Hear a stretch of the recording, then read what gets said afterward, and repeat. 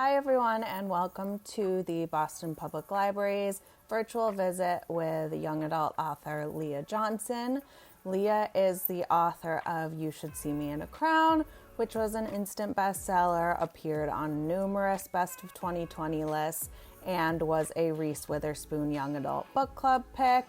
Our event starts a little bit in the middle due to some technical mishaps, but you won't be missing anything, just the very first introduction. So thank you for joining us, and we hope you enjoy.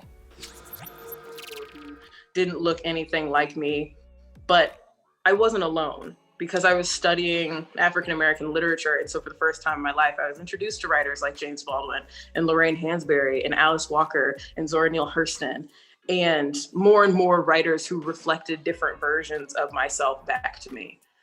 So the place in which I'll fit will not exist until I make it really stuck with me, because I started to realize that a lot of the stories that I'd been given as a kid, a lot of the books that I'd read and I'd loved and I'd been obsessed with, weren't written with me in mind.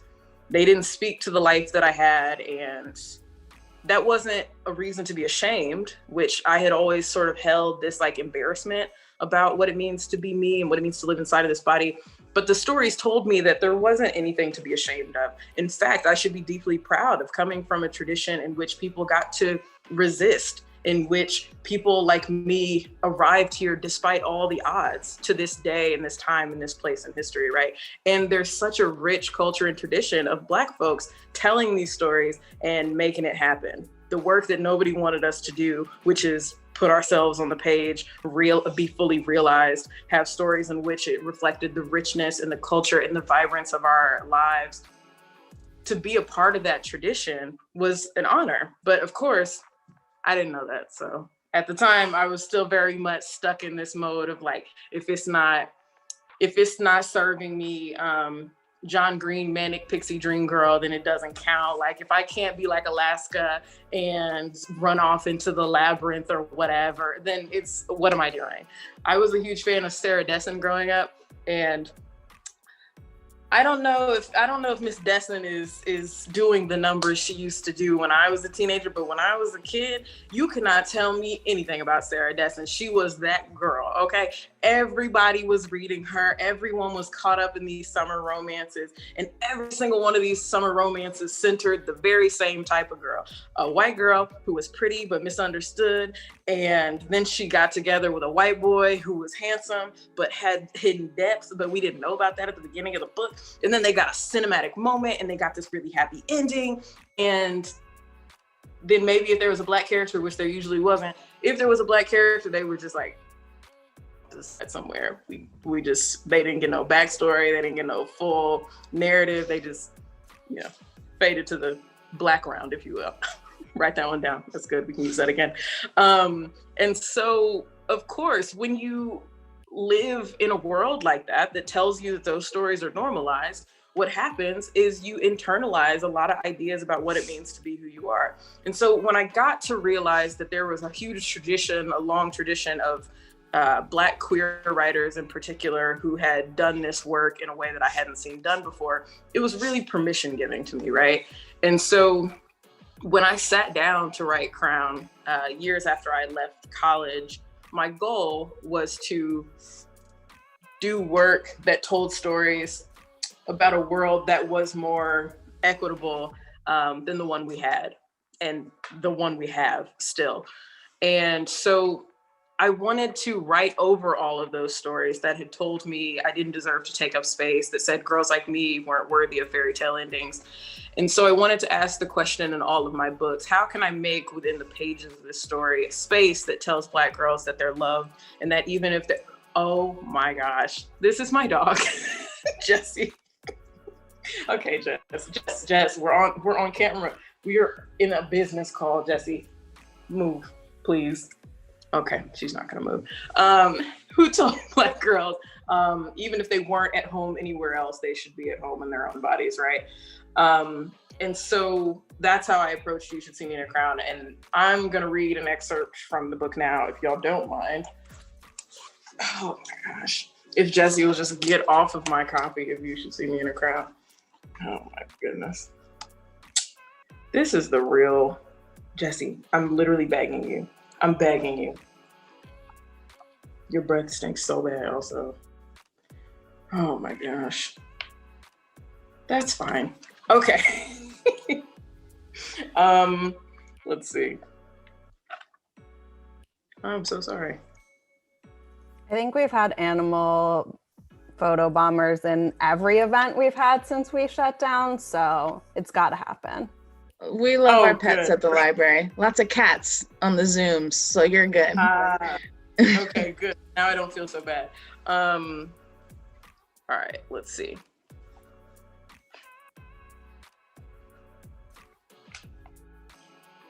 There we go. I'm also not reading from my author copy of the book. I'm reading from an ARC because I can't find my real copy of You Should See Me in a Crown, which is, not great for somebody who does this professionally.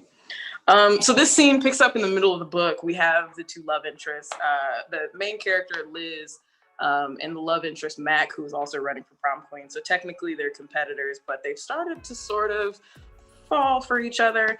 And this is the point where they get together. Sorry, spoiler alert, but it is one of my favorite scenes. 1 for 1, she asks, and I nod. Do you actually like running for prom queen, she says? And I have to admit, I'm a little surprised. I wasn't expecting that. I just thought this experience was gonna be one thing, one big, very cool thing, and it's actually just ridiculously stressful. She looks at me and winces. Is that horrible?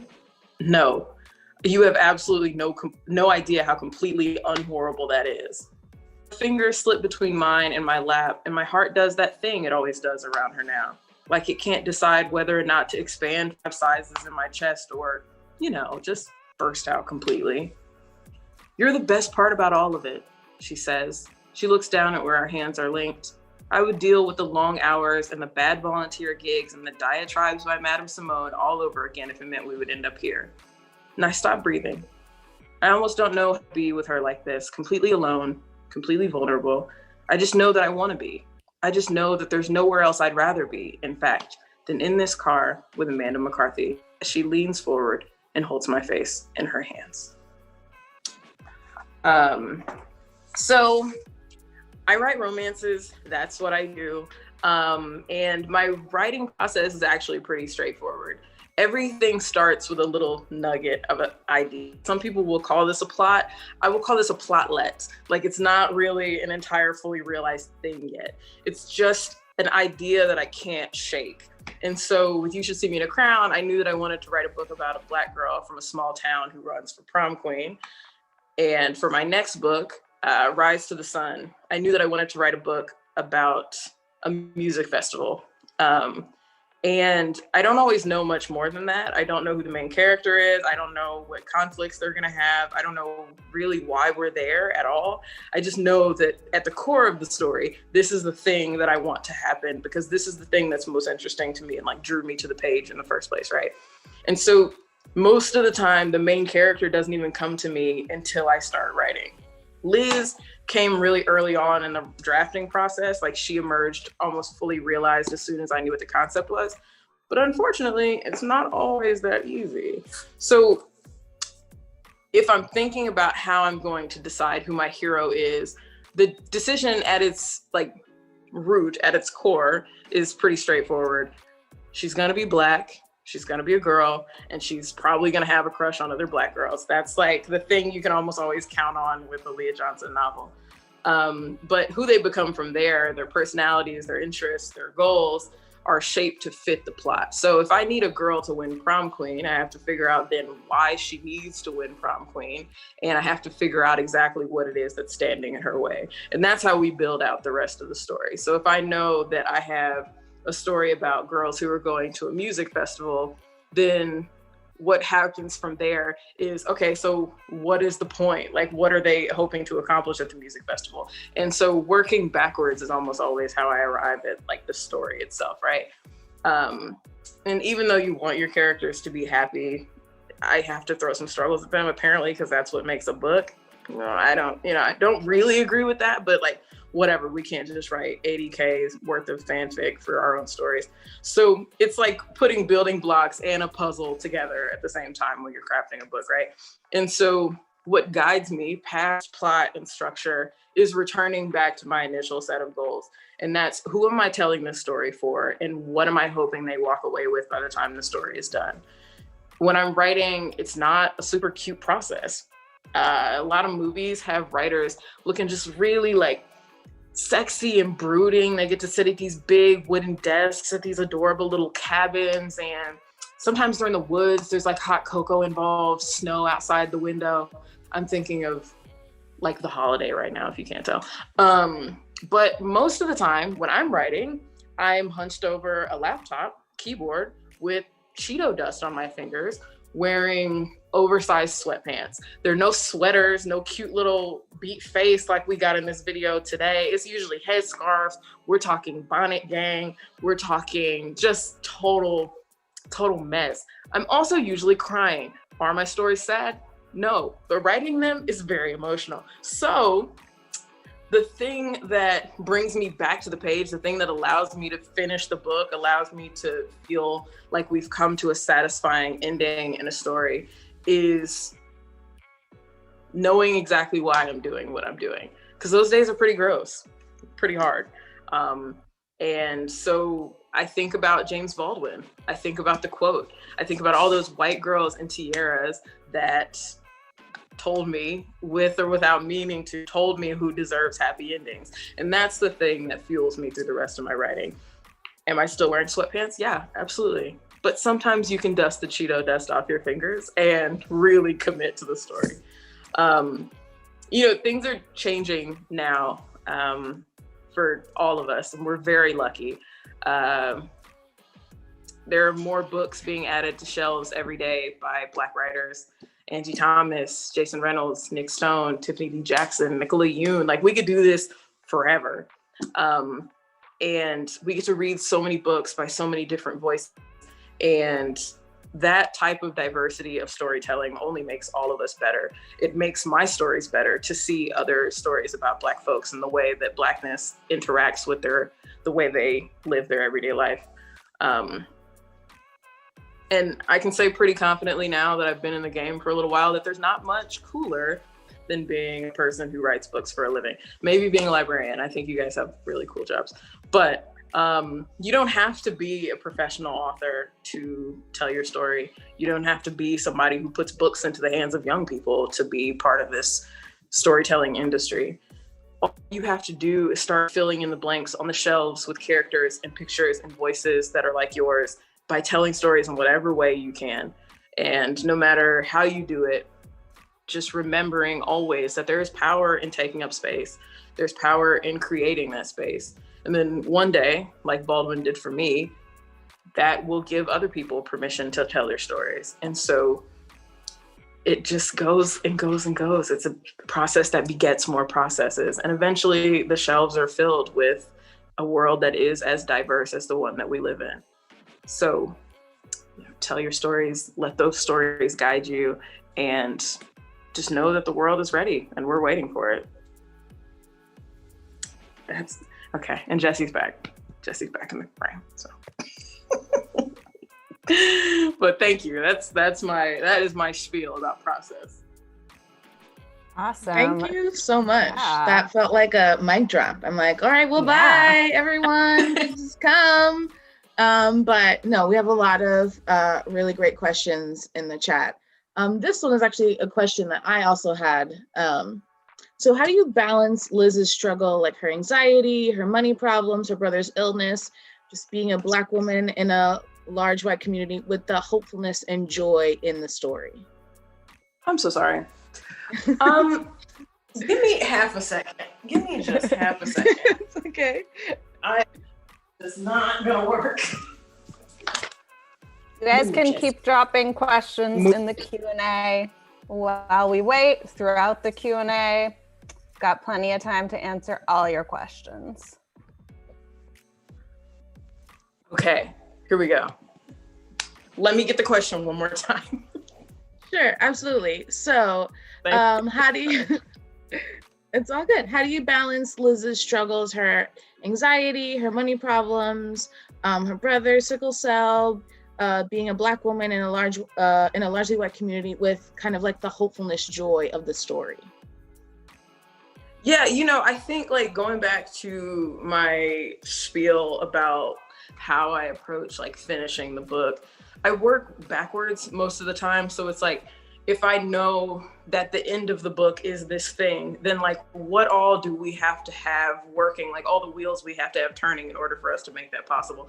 And so for a story about a girl like Liz, we had to have, because I knew that she was going to win at the end of the book. Sorry, no spoilers, but that's a spoiler.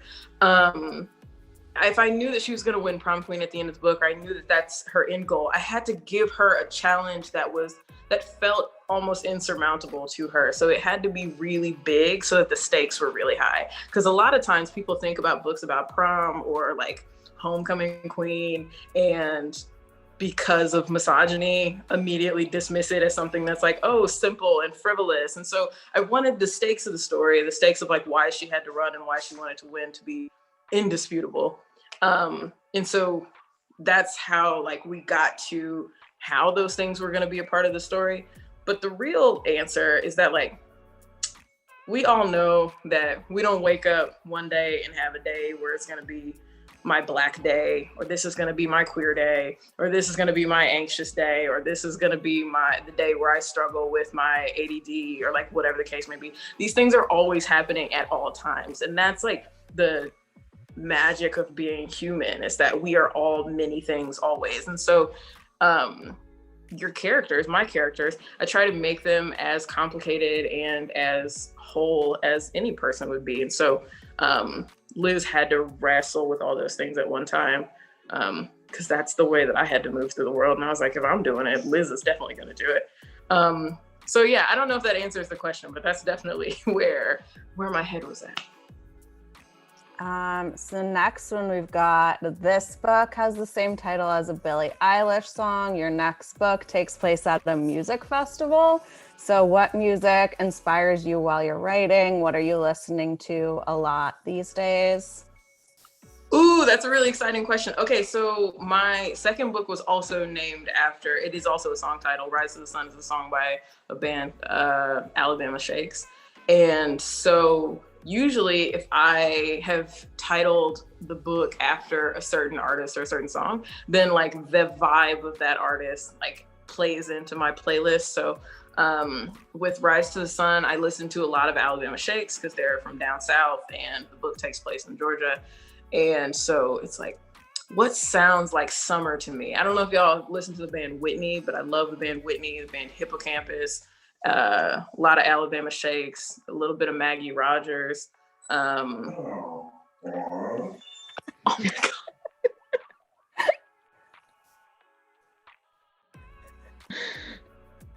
I just need to say, you want to know this? My dog has never done all of this when I was on camera before. Mind you, I do a virtual event every single day and have for like 6 months straight. And she usually goes and lays down in her little bed and that's it. And today she's like, no, I'm gonna make weird noises that I've never made before. I'm gonna lick your face, even though I know you don't like when I lick your face because I also lick my genitals with that tongue. Like what's happening today? But anyway, oh my gosh, let's see.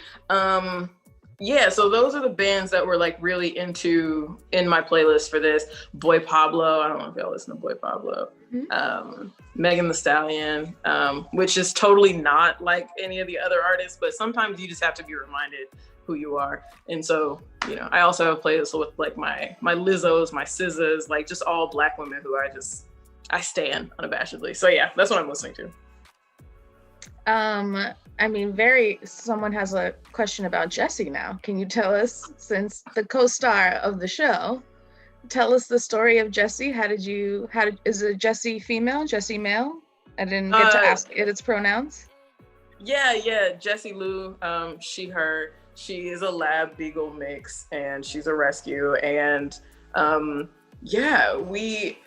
just rescued her a couple of weeks ago, actually. Like we're new living together. And so she's acting out today because she wants some screen time. She now understands, I think, what's happening when I'm in front of my computer, and so she's like, oh, perfect, this is my time to shine. Hello, everyone.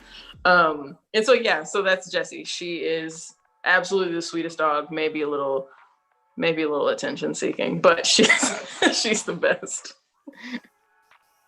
We love it. As we said, we are very pro animals in Teen Central. We've got a question from someone who first wants to say that they loved your book. And then they want to know, how did you pick which kind of rom-com tropes that you put into your story? Maybe a good addition to this question also is, you mentioned a few, but what are some of your favorite rom-com movies and books also? Okay, so let me tell you. Like I said, the plot always comes from something that I just like can't get away from, but the vehicle that moves us through the plot is almost always just like whatever trope I think is gonna be the most fun to play with inside of that world. My sister always says, if you are in love with the characters, it's a movie, and if you're in love with the world, it's a book. And so there's something about that like really stuck with me, is like the way you get to explore characters changes based on medium. And so I always pick my tropes based on that. So like if it's a prom queen book, it just made sense to me that it was going to be competitors to lovers. But the thing that I'm working on now is fake dating. That is one of my all-time favorite tropes. I think fake dating is like a god tier trope. Like between fake dating, enemies to lovers, like you can never go wrong. And so like in that vein, a lot of my favorite movies are like just early 2000s, late 90s rom-coms. So Never Been Kissed, Drive Me Crazy. Let's see, Cinderella Story, like I said, Princess Diaries. If y'all have seen the movie The Duff with May, it's my favorite movie. Oh my gosh, it's one of my favorite movies. I like bought it on DVD. Sorry, no one ever says that. Yeah, no. The Duff is such a good movie. Like, it's such a good movie. It's a great story. It's like so quintessential high school love story, because it's like not fake dating, but there's like this tension between these two. I love it. I'm so into it. Anyway, so those are my favorite tropes, and those are some of my favorite movies. I also really like 10 Things I Hate About You, which who doesn't? But I feel like any conversation about rom-coms is like not complete unless you mention the iconic 10 Things I Hate About You. Very true. Oh, I got so excited. I love The Duff so much. I also just love Mae Whitman. So I'm like, whatever you do, girl, I'm watching it. Right, I'm right there. I really, really do love The Duff. Like, unironically, is one of my biggest inspirations. And I know that sounds head ass, but like the fact of the matter is, when I get stuck and like I'm having a really hard time, I'm not feeling inspired, I'm not feeling like the words are coming as easily, especially if it's something that's set in a high school, not just about high schoolers. I just rewatched The Duff. I've watched that movie 100 times. I love that. I'm like, we can just turn this into the Duff talk later. Right. So somebody asked, what was your favorite part of the book to write, or your favorite scene? And thank you so much. This was my favorite book I read all summer. Oh, wow. That's incredible. Thank you so much for reading it. One of my favorite scenes to write are almost always the kissing scenes, or like the heartfelt, like one-on-one conversations. If it was up to me, my entire book would just be characters talking to each other. They would do nothing. They would just sit in cars and cornfields and on the bleachers and just like have conversations and say funny stuff to each other. But apparently I'm not allowed to do that. I don't know. Somebody tell Scholastic that's ridiculous. So my favorite scenes in this book, there's a scene between Granny and Liz towards the end of the book that's like really heartfelt, and it's one of the only it's one of the most emotional scenes in the book. Like a lot of the book is like really funny and fun. But it's like more serious, and I think it was fun for me to be able to write through that and write a complicated like family situation. Also, Jordan and Liz are two of my favorite people to put together in a scene because I think that they play off of each other really well. And so there's a scene where Jordan is like coming up with all these different names for Mac, who is the love interest, and he keeps calling her like Jessica Rabbit and Kim Possible and like all these other redheaded characters. And I love Jordan, my cinnamon roll heterosexual son. So yeah, those are my favorite scenes probably. I'm going to go off script for a little bit here because I have a question going off of Jordan. One thing that I really appreciated about the book is that she and Jordan just like have this friendship, and it's not that she has this straight guy friend who's also pining after her, which I feel like we sometimes can see a lot of in these type of stories. Did you get any like pushback on that, or was that kind of always the plan and the publishing team was cool with not buying into that kind of maybe not so fun trope that we see a lot? Yeah, it was really important to me to put an example on the page of a healthy relationship, platonic relationship between a guy and a girl, because so many of the friendships I had growing up were with guys who were funny and sweet and smart, but also sort of a himbo. And like, there was never any question of romance between us, and there wasn't an expectation of that. And it felt really like that kind of relationship dynamic is really affirming, I think, especially for queer women to have that and know that like you're not being objectified and there's no like undercurrent of desire that exists there. It's just like we love each other because we love each other. And so in the earliest iterations of this, it was like designed to feel like, oh man, are Liz and Jordan gonna get together? And after I got into the book and we got to revising and I spent a lot of time wrestling with it, I was like, I don't even want to bait and switch people like that. I want them to know when they come into this, like, Jordan's just gonna be a pal, like he's just gonna be a bro, and that's gonna be the way we play it. I love the movie, the half of it, if any of y'all have seen that. It's on Netflix. And it's such a good movie. And I'm like in it, like I love it. I'm like, yes, we got this queer girl and her himbo and everything's going really well. And then the end of it, Mr. Himbo is like, oh, I love you. No, you don't love her. What are you doing? And I was so frustrated because I was like, we were so close. We almost made it. And we didn't quite. But yeah, no, not like I'm lucky I have a really great editor who pretty much just like trusts my vision, and she's like, if you want to do it, do it. But there was definitely a conversation about that. Nice. We have another question. So you talked about James Baldwin in the beginning, but who or what made you want to begin to start writing? Are there any other like authors or? Yeah, so when I was younger, like I said, like now I can like critique writers a little differently than I did back then. But I have to say that like reading Sarah Dessen as a kid was really inspirational to me. Like I tell love stories because I read so many love stories growing up. And so she was a huge inspiration to me as far as YA is concerned. I really did and do still love John Green. I think my critiques about the Manic Pixie Dream Girl aside, I think that he's fantastic.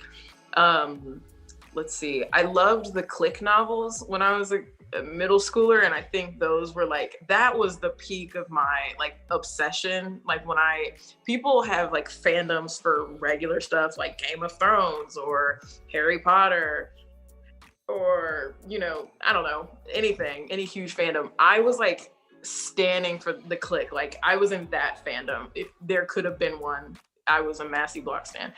And I think there was just something really interesting about like the escapism that I got from reading about these like rich white girls in New York and LA. Because I was never going to be a rich white girl in New York or LA. And so I got really into those stories. And so even when I first started writing, a lot of my early fiction, like when I was in elementary and middle school, was not about girls from towns like I was living in. I was living in a fantasy world. Like they was going to the mall with the black card and the Amex with the Juicy Couture sweatsuit, because Juicy Couture was like so popping when I was in middle school. It was like a huge deal to have a razor and a Juicy Couture sweatsuit. And so that was, those are my super early inspirations. And then that evolved over time, luckily. We've got a question here from Static, who is one of our regular teens who comes to a lot of our events. They want to know, how do you come up with the names for your characters? They have a lot of trouble with that when they're writing. Oh yeah, so naming is something really sacred, I think, for me, but especially like because I write books about Black folks, and so like I try to pack a lot of history into the names. And so the main character in my next book is named Toni. She's named after Toni Morrison. Like characters' last names are really important to me because I pull them from like people or places that have inspired me a great deal. And also like Liz's name is Liz Lighty because of the alliteration. Like it comes off the tongue. It like feels really good to say. It's like very pithy. I imagined what it would look like on a prom queen poster, and I was like, oh, that looks really good. And so really, I think naming has everything to do with like, how does the name feel in your mouth when you say it? I think like speaking your words aloud, like as you're writing your dialogue, speaking your narration, all that aloud, it's like really important. And so if it doesn't feel good to say the name, I think maybe you got to think about like what that does to the text and like whether it fits in there. But I also like to give like Black girls, I don't know if you're a person of color, Static, but I will say like, I think it's important to give POC names that like have to be worked for, have to be earned, because so often like people just like hear our names and they're complicated and they're like, okay, like, and they breeze past it and they're like, do you have a nickname maybe? No, I don't have a nickname. You're just gonna call me by my full name and that's gonna be that. So that's what I think about. Also, how does the ship name sound? Think about the ship name if it's a romance. If you have to put them together, what would that be? And so that's my naming practice. Nice. Okay. Are you involved in any writing community? And if so, how has that shaped your writing and how you look at writing? Yeah, that's a fantastic question. So I got my MFA, so my Master's in Fine Arts in Fiction Writing from Sarah Lawrence College. And so I built a community of writers in my graduate program that a lot of us are still in touch with each other. And that has been really affirming to me, to be surrounded by other writers who like get what I'm doing. I'm a Kimbilio fiction fellow, and Kimbilio, for anybody who hasn't heard of it, is like the only fellowship residency of its kind specifically for Black fiction writers. And so every summer there's a residency in the mountains of New Mexico, and we just like go there, and it's like 20 Black people just like writing fiction together and going to workshops together. And there is, up until that point in my life when I went for the first time, there was nothing that I'd experienced like that. And so that was like so validating to be surrounded by that. But also like so many of my writing friends came from Twitter. I've like met them in my debut Facebook group, or like our hashtags on Twitter. Like we have group chats with each other now. And so yeah, like a lot of my closest friends have my closest writing friends I've made on the internet somewhere, and that's been fantastic. We've got a couple different people asking if in You Should See Me in a Crown, are there any characters that are based off of you or people you know, or how much do you relate to Liz? Yeah, so like You Should See Me in a Crown is not autobiographical. I wasn't out in high school. I wouldn't even say that I identified as queer even to myself until my adulthood.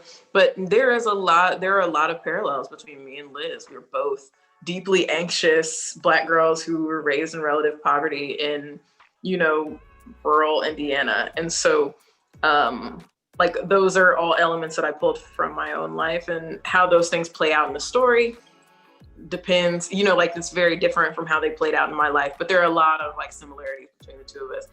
but like a lot of her friends, the family situation, Liz's relationship with her little brother is very much inspired by my relationship with my sister. We're the same distance apart in age as Liz and Robbie. And I just love healthy sibling relationships in books, because like my relationship with my sister is not contentious, and I know that a lot of times we see in like books and movies siblings that are constantly at each other's throats and like slamming the bathroom door in each other's faces and like, oh my god, you stole the car, like how could you do. And it's like, me and my sister have super normal conversations, and she pushes me and I push her, and like we're each other's number one fans. And so yeah, those are the two characters who are most similar to like real life people. Great. How did publishing your first book change your process of writing, especially your second book now? Let me tell you this. Okay. That second book is the process of writing a second book while you're on tour for your first book is like the dog and the fire meme. They're just like sitting there and they're like, this is fine. This is totally normal. It is very, very tough to write the second book after you've had so much time to write your first one.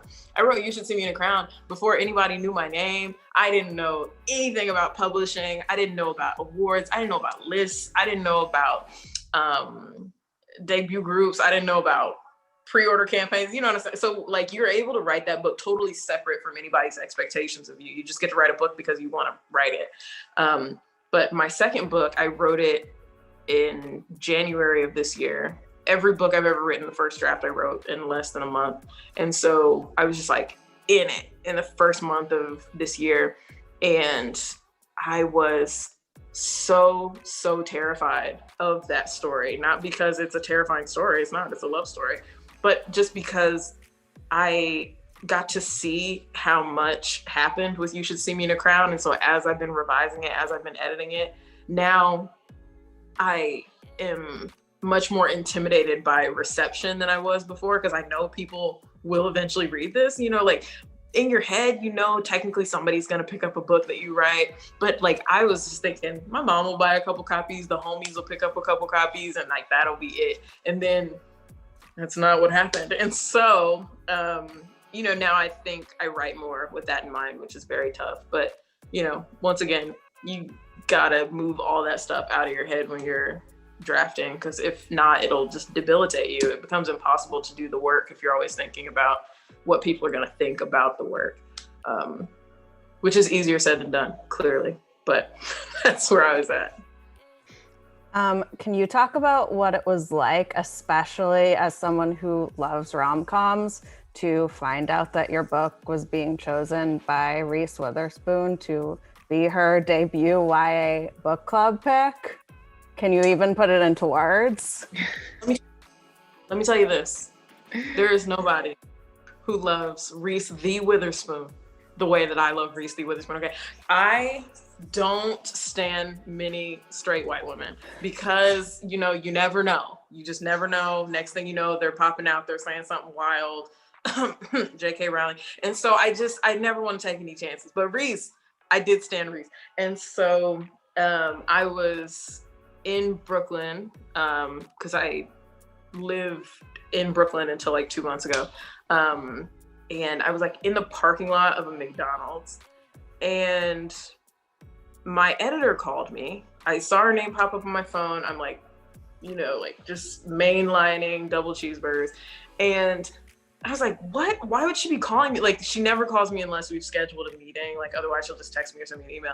And I was like, it's gotta be something terrible. Like, Scholastic has decided they're not gonna publish my book anymore. Like, we're done, it's over. They're not gonna publish my next book. And she was like, are you sitting down? I was like, we are sitting down, what's the problem? And she's like, you got chosen for Reese Witherspoon's book club. And I was like, I don't understand. I don't get it. You mean Reese Witherspoon from Legally Blonde, from Home Again, from Sweet Home Alabama? Like that Reese Witherspoon. And I just started screaming. Like, it just was like a piercing scream. And luckily she was also screaming, even though she already knew the news. And so It was unbelievable. You never, I say don't meet your heroes because you never want to be disappointed by them. And sometimes your heroes are like not as cool in real life as they are on paper. But like, this was like such a cool experience. And yeah, I'm just very, very lucky that one of the queens of rom-coms was like, yeah, we like it. Let's do it. Amazing. It's one of those things too. It's like you don't aspire to something like that because until You Should See Me in a Crown got picked, the book club didn't exist. And so like it was such an incredible surprise. And I think that's the way, if I had it to do over, that is one of the things about my publishing journey I would not change. It's like I wouldn't try to learn everything and know everything about like all the cool stuff that could happen, because like the best part about this is like I didn't expect anything, and so everything felt like 100 times cooler than it probably would have felt otherwise. So good. How did you develop Liz and Mac's relationship? What was that like writing it? Yeah, so one of the things that I think is really important when you're writing a love interest or you're writing a romance that is gonna feel satisfying to the reader is like, I don't think that humans are empty vessels who are waiting to be filled by somebody else. Like I think a lot of times people conceptualize romance as like, oh, we're puzzle pieces and we matched and we fit into all these parts of each other that we just didn't. I just don't think that's true. I think you're a whole person on your own, and the thing that a love interest is supposed to bring into your life is to make you even more of yourself.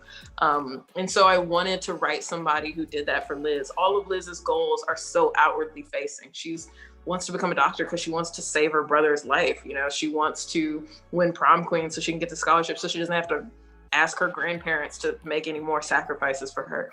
And so I wanted a love interest that was totally dedicated to Liz. Like I didn't want somebody who demanded that Liz like suffer in order to be worthy of their love. I wanted that person to just offer Liz that love because she deserved it.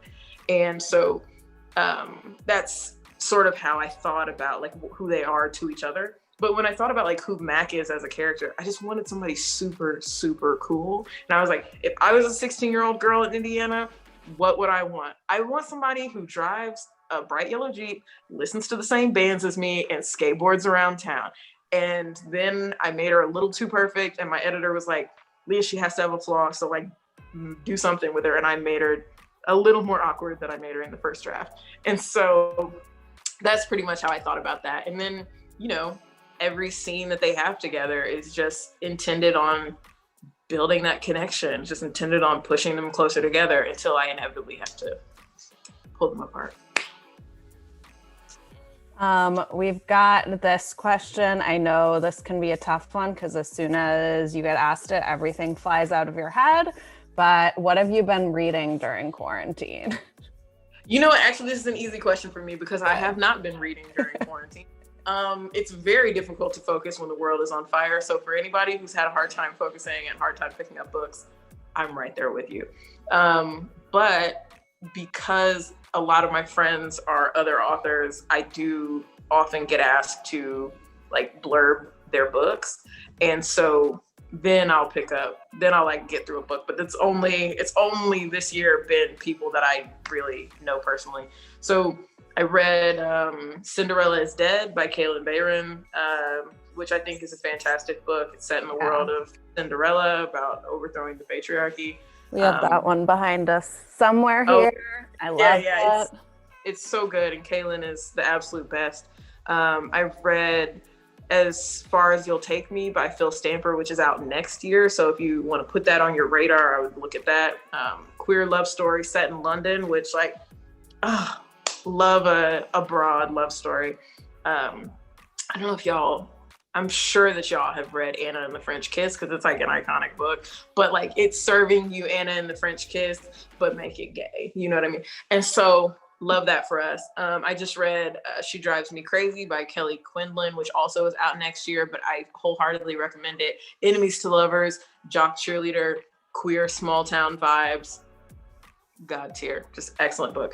And then just like in a commercial fiction, like not YA suggestion, I also read Daisy Jones and the Six by Taylor Jenkins Reid, and it is so good. And if you listen to it on audiobook, it sounds like a documentary. And so if you're a nerd, you'll love that as well. So I really recommend that.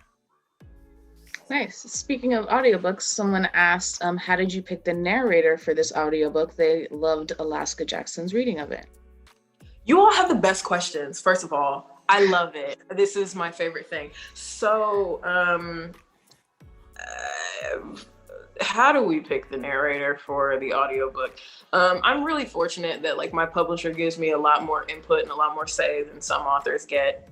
So I get to be really involved in like my cover process and my audiobook narrator process, and you know, the process of like how we're gonna choose the words that go, you know, how we're gonna figure out what this says inside of the jacket. So in that way, I'm really lucky. But when they asked about the audiobook, my only requests were I want it to be a Black queer woman, and you can do whatever else you want. And so they were like, bet. They came back with a list of people. They gave me 30-second samples of all their voices reading an excerpt from the book. And it was such an easy choice from there. I knew immediately when I heard Alaska reading Liz's voice, I was like, she's the one. And luckily she was still available for it, and she killed it. Awesome. Can you tell us a little bit more about your book that's coming out next year, and what's the best way to stay updated on what you're working on? Oh my gosh, yes. Okay, so Rise to the Sun is about two girls named Tony and Olivia who are coming off the heels of two really difficult years for two different reasons. Tony has just lost her father and is supposed to be heading off to college and does not want to go to college, but she doesn't know what else to do with her life. And Olivia is headed into her senior year, and she had an incident during her junior year that sort of made her a pariah at her high school, and now she just does not want to face her peers, but she has to in a couple of weeks. And so the two go to this festival, and they sort of collide in this really kismet way. And they realize that over the course of the 4 days, they need each other to accomplish the set of tasks. And they also need the music more than they thought possible. And so one of these days, I'm going to get that pitch down to like 10 seconds. Like I have the You Should See Me in a Crown pitch, but I'm not there yet. And so that's the story. I'm a huge fan of music festivals. I go to Bonnaroo every year when we're not in a pandemic. I go to Lollapalooza every year. And so it just felt really natural for me to write a book that was set there. I'm looking for the cover, which is why I'm like not looking at the camera right now, because I want you all to see it because it's so good. So there's Rise to the Sun. It's gonna be it's not a rom-com, but it is a romance. So that's the book, and that's what you can expect from that. Okay, I think we have maybe like a couple more questions left, so this is maybe the one that we'll end on. What advice do you have for young Black female writers? Don't let anybody tell you that the story that you're telling isn't marketable or isn't able to be sold or nobody's going to want to read it. Because if somebody had told me when I was 15 years old that I was going to write a best-selling novel about a Black poor girl from Indiana with anxiety, I would have been like, if you don't get out of my face, like, and then I probably would have done like some jazz hands or something because I was in a show choir, and it would have been a really dramatic exit. But your story matters, and there's always going to be an audience for it. I promise you, there's going to be an editor who is going to be excited about it if you ever want to write, if you want to turn it into a real book. My editor is a Black woman who is from where I'm from. And so it comes together. Your story matters and your art matters, and nobody who tells you otherwise matters at all. And also just write. Like, a book can't get better until it's finished. And so like, don't psych yourself out of writing it by telling yourself that it's not good enough or it's like you're not enough to deserve it. No, you are, I promise. And when you're done, send it to me because I'll blurb it. Awesome. All right. I think we maybe have time for one or two more. to just squeeze in there. I'm so chatty. Like my answers are so long, I recognize. So I'm like, we love it. Good. Keep talking. You did a really good job of putting some like pretty important messages into the book, like Mac talking about how we need to call good people out when they mess up too, or kind of pointing out that Brit's parents are like good allies because they're actually putting their money and their actions where their words are. But you did this in a way that's like very natural. I think teens in particular can get pretty sensitive about feeling like you're trying to give them a message. How did you kind of work those things into the story in such an organic way? Yeah, thank you. It means a lot to me. I just remember when I was a teen reader feeling so condescended to by people who were very clearly trying to spoon feed me something. And the last thing I wanted to do was make anybody feel like I was trying to like be on a soapbox and like preach to them in the course of this book. I don't know. I think the way that I think about this in terms of craft is like, I don't spend a lot of time talking about it because I don't think that we spend a lot of time talking about it in real life. It's like, yeah, the Lucas are good people and we know they're good people because of X, Y, and Z. Boom. We don't need to come back to the Lucas anymore. Like now y'all know. I think what happens a lot of times is, especially when people are writing for teens, they think that they have to tell teenagers things like 8 different times in order for them to really get the point. I think teenagers are smart enough to get it the first mention, and I don't want to spend too much like page space working on it. And so that's pretty much how I approach it. Also, like it just feels organic to me. Like it feels like Mac would say something like that in a moment like that. I mean, she reads Kimberly Crenshaw for fun, for goodness sakes. Like, of course she would want to call people in. Nice. Okay. One more question. Well, I have a question, even though you talked about Jordan before, but like, is there anyone from Liz's like group of friends that if you could just write a short story of, just to like get back into their heads, like who would you pick? That's a really good question. And I do want to say for those of you who are like interested in the world of You Should See Me in a Crown, my next novel takes place in the same universe. And so there are some characters who were in this book who do make appearances in the second book. Major appearances in the second book, which is really fun. I love Jordan. And I would spend the rest of my life writing inside of Jordan's brain if I could. But I also think if I had to like write an entire book about another character, it would be Robbie for sure. I think Robbie is such a cool character and he has so much depth and so much sensitivity. He is the exact type of like straight boy who I love most in the world. Like I just think Robbie is the sweetest kid. So he would be my choice probably. Awesome. So I think that's a good time to wrap it up. You guys had some really great questions. Thank you for coming prepared with those. Thank you, Leah, for taking the time to chat with us. This was really great. I know people were very excited to hear from you. So thank all of you guys for joining us. You can visit bpl.org to see all of our upcoming events, but enjoy this dreary Thursday night. Oh, you asked me before, and I did not answer this. You asked me before where people could get more information and stuff.